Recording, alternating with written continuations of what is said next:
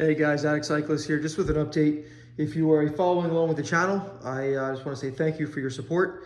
And if this is your first time here, I urge you to hit that like and subscribe button. It helps support the channel, helps grow the channel. So if you are following along, I picked up this 2023 Scott Spark Team Black, made a boatload of upgrades. And the first two rides I had on it were on a pair of Recon Races, which were a great tire. And I've been running Aspen 2.25s that were on my S-Works Epic, and just really love the Aspens. And I figured, you know what, let me try them in 2.24 as well, so I can give a fair comparison to the two. And right off the bat, I noticed that the 2.24 the 2.4s in wide trail are definitely a lot grippier. I'm running actually the same pressure. So on the front, I'm running 17 pounds. The rear, I'm running 18 pounds. I'm 178 to 180 pounds any given day. And it provides just enough suppleness, just enough firmness for some fast rolling. And it allows me to kind of fold that tire over to transition from these transition knobs into these side knobs. So I've been really enjoying the 2.4 version. I really can't notice a huge difference in terms of spinning up. They are obviously a little bit heavier, but they are a lot grippier. So I think that any weight or extra weight is negated by the enhanced grip of the tire itself. I mean, it's a pretty wide tire compared to the 2.25. So I'm going to continue running this 2.4 on here. I had the Recon Races and I gave my initial impressions, and they're a great tire. They're definitely a tire that actually grips better in the corners. The side knobs are more pronounced. They're closer together and they're not staggered.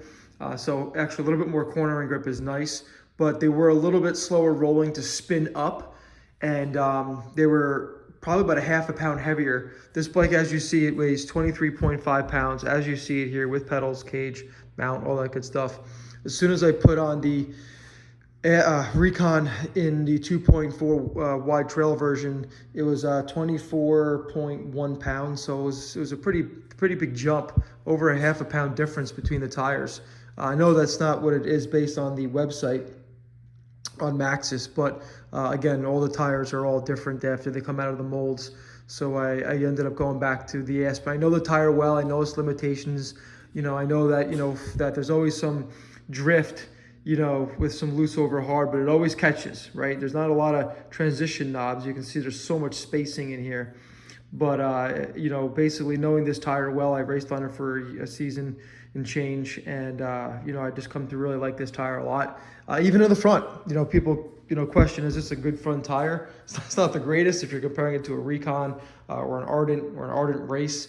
But, for my trail conditions and how I ride, again, it always grips. There is some drift, but if you know that it's going to drift and you know that it's always going to catch, you can be aggressive and you can toss this bike around. This tire does like to be leaned over, so it does require you to really kind of work the bike here. So that's just something to share. So I just want to update that I did update this bike with the 2.4s. I really like these tires, and I'm really loving the wider volume, the larger volume.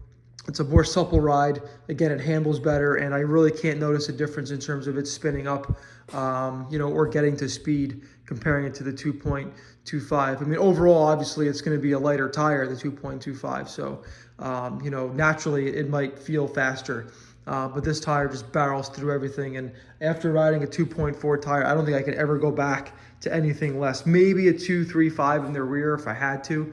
But, I mean, with the tires now getting wider, this is something to definitely consider if your frame can fit the 2.4. So I know that on the Maxxis website, it does list several bikes that are ideal with the spacing. So obviously Scott's one of them, or Bea is another one, the Santa Cruz Blur, the new version. So you can see how much space there is that they've designed in this frame, right, with the 55 millimeter chain line to fit this huge 2.4 in here. You got plenty of clearance. Plenty of clearance.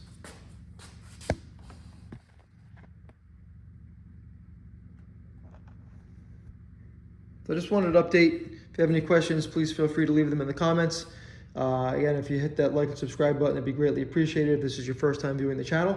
So I urge you to follow along. I will come back with a I'm gonna say a 2 or 3 week review of my Scott Spark. I had initial impressions and why I chose this over my Epic and an Epic Evo, and I'm really loving this bike. And every time I ride it, I just get more excited to get back on it. It's just everything that I really could have dreamed about.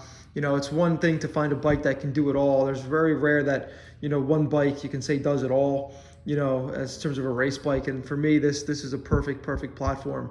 You know, between the 120, between the nude shock that reduces travel from 120 to 80 to lockout, you know, the geometry, you know, it just feels really good, you know. And another thing too, this is my first Fox shock, and I'm very impressed with Fox. I mean, it's just so narrow that I feel like it helps with the handling, you know. And I'm just really impressed with how smooth it is, you know, how basically how the initial stroke is pretty smooth, it's pretty supple, and obviously as you come through the travel, it does get a little bit firmer. But I mean, I have no problem using this travel up, and I'm just very impressed with Fox. So I don't think I'll ever go back to RockShox. RockShox was nice, you know. It felt racier, didn't feel as plush.